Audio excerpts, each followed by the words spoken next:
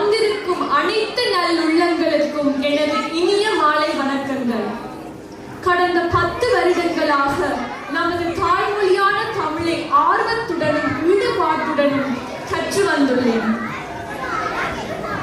எண்ணும் எழுத்தும் கண்ணென தகும் என்ற ஔவையாரின் வாக்கிற்கேற்ப தமிழ் மொழி என் இரு கண்களாக மாறியுள்ளது. என் சிறு வயது நினைவுகளில் நான் முதலில் எனது மாமியுடனும் எனது 2 நச்சார்களுடனும் தமிழ் பள்ளிக்கு வந்த நாட்கள் ஆனந்தம் நிறைந்தன. அந்த நாட்கள் தமிழை எனக்கு அறிமுகப்படுத்தியன. அகர ஆகார எழுத்துக்களை எழுதத் தொடங்கிய நான் இன்று என் பேச்சை நானே எழுதும் திறனை பெற்றேன் என்பதை நினைத்து மகிழ்ச்சி கொள்கிறேன். கிமு 10,000களில் இலக்கியம் மொழி ஆய்விற்காக கழகம் அமைக்கப்பெற்ற அன்றே தமிழ் செம்மொழியாகி இருக்க வேண்டும். அன்றி திருந்திய இலக்கணம் தொல்காப்பியம் தோன்றிய போதே செம்மொழியாகி இருக்க வேண்டும். அதன் பின் ஐந்திணை நானில பாகுபாடு இலக்கியங்கள் தோன்றிய போதே செம்மொழியாயிருக்க வேண்டும். அதுவும் இல்லையா, உலக பொதுமறை திருக்குறள் தோன்றிய அன்றே செம்மொழியாயிருக்க வேண்டும். 19ஆம் நூற்றாண்டின் நடுவணில் கிறித்துவ கண்காணியர் கால்டுவேல் தமிழ் திராவிட மொழிகளின் தாய் என்று நிறுவிய போதும் ஏற்கப்படவில்லை.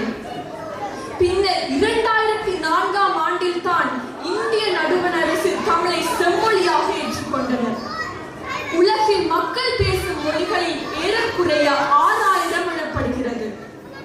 அவற்றுள் குறிப்பிடத்தக்க தொகையினர் பேசும் மொழிகள் 600.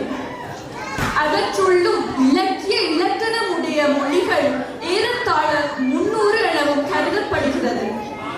ஒரு மொழி செம்மொழியாக அடையாளப்படுத்தப்பட வேண்டுமாயின் அதற்கு மொழியியல் அடிப்படையில் 11 தகுதிகள் இருக்க வேண்டும் என மொழியியலாளர்கள் வரையறை செய்துள்ளனர். 11 தகுதிகளையும் கொண்ட ஒரே மொழி தமிழ் மொழி மட்டுமே. இன்றைய புதிய ஆய்வுகளில் உலகின் மிக பழமையான மொழிகள் 10 தேர்ந்தெடுத்து ஆய்வு செய்தனர். உலகின் முதல் மொழி தமிழே என்றும் இயற்கை மாற்றங்களால் தமிழின் உதவியோடு பிற மொழிகள் தோன்றினவென்றும் உலகின் எல்லா மொழிகளிலும் தமிழ் வேர்ச்சொற்கள் உள்ளனவென்றும் கண்டறிந்துள்ளனர். கல் தோன்றி மண் தோன்றா காலத்தே முன் தோன்றி மூத்த குடி என்று போற்றப்படும் எமது தமிழ் குடி. யாம் அறிந்த மொழிகளிலே தமிழ் மொழி போல் இனிதாவது எங்கும் காணோம் என்று மகாகவி பாரதியார் அன்றே கூறினார். அது வெறும் புகழ்ச்சி அல்ல, அதுவே நிதர்சனமான உண்மை என்பதை நான் இன்று முழுமையாக உணர்ந்துள்ளேன். உலக பொதுமறையை போதித்த இனம் நம் தமிழினம்.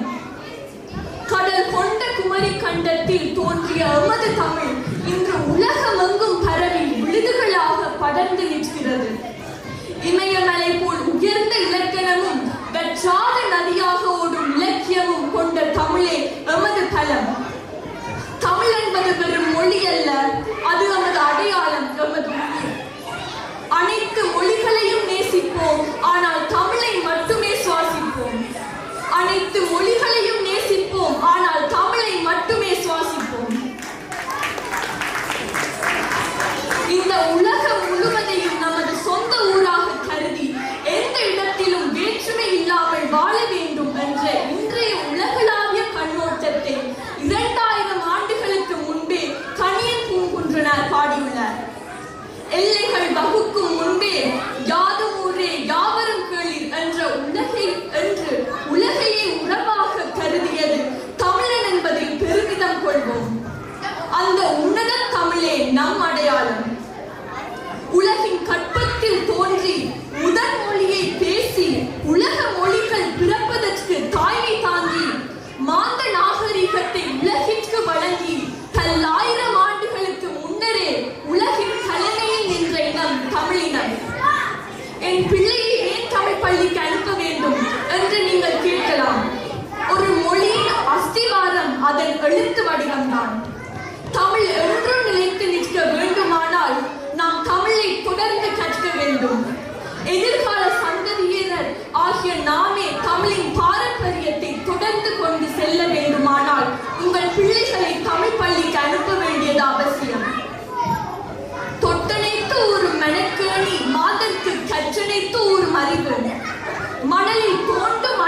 நிலத்திற்கு நீர் ஊறுவதைப் போல மனிதர்கள் கற்கும் அளவிற்கு அறிவு பெருக்கும் என்ற கருத்தை விளக்கும். எனவே நம் அறிவை பெருக்கிக் கொள்ளவும் நம் அடையாளத்தை காக்கவும் தமிழை தொடர்ந்து கற்போம். நன்றி மறப்பது நன்றன்று, நன்றல்லது அன்றே மறப்பது நன்று. ஒருவர் நமக்கு செய்த உதவியை நாம் ஒருபோதும் மறக்க கூடாது, அது அறமாகாது. அதே சமயம் ஒருவர் நமக்கு செய்த தீமையை நாம் மனதில் வைத்து பழிவாங்க துடிக்க கூடாது.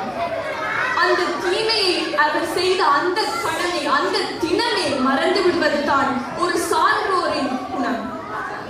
அவ்வாறாக ஒவ்வொரு ஆண்டிலும் அதிபரை பெறுவதற்காக எனக்கு துணையாக நின்ற எனது அனைத்து ஆசிரியர்களான கார்த்திஹானி டீச்சர், சர்மிளா டீச்சர், பபி டீச்சர், வேணி டீச்சர், ரோசி டீச்சர், நிதசா டீச்சர் மற்றும் மதுரா டீச்சர் அனைவருக்கும் எனது நன்றியை கூறுகின்றேன்.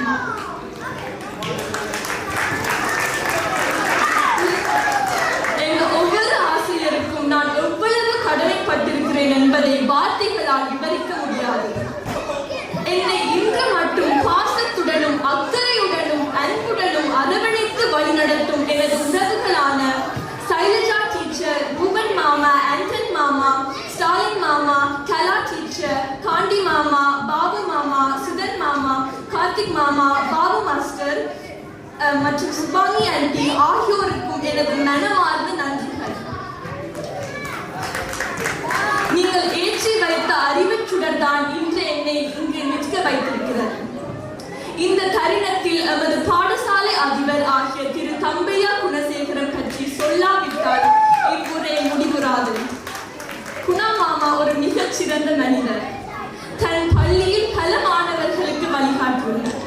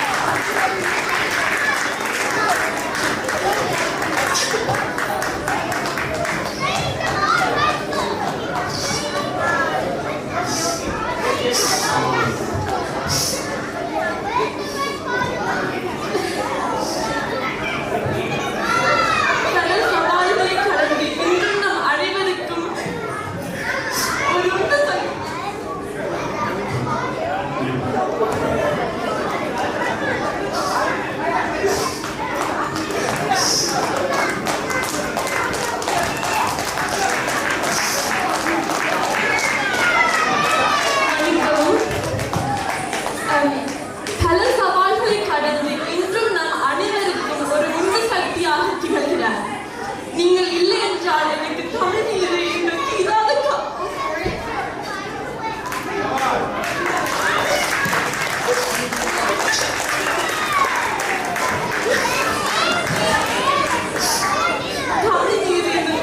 காலம் வந்திருக்காது.